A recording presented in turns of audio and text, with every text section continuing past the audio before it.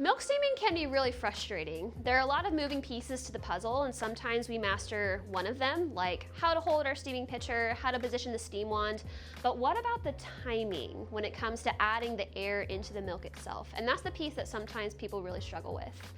One of the reasons that you hear people say start with cold chilled milk is because that gives us a greater window that we need to actually add the air into the milk.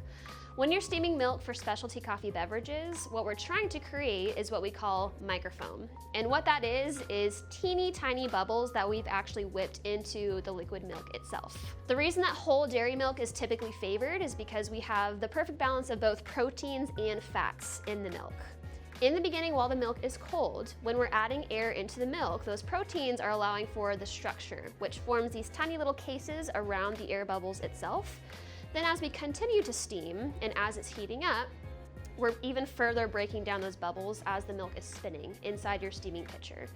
Now here's the catch. If the milk is already too hot and we're still adding air into the milk, the proteins have already broken down so much that they're not going to be able to form that structure around the bubbles. So we're only going to end up with these big giant bath bubbles.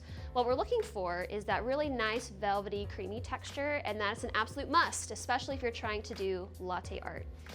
With alternative milks, they've come a long way, especially in recent years, but they can be tricky. It's hard to mimic that same texture that you get with dairy milk because it doesn't have the same amount of proteins. Instead, we're relying on fats and added stabilizers to mimic that same consistency and texture. Now, we've done a lot of oat milk testing over the years, and one of our favorite brands right now is Mooala. You can use the exact same technique that you use to steam your whole dairy milk. The difference is we're going to do a little bit more of that aeration in the beginning to form that same consistency.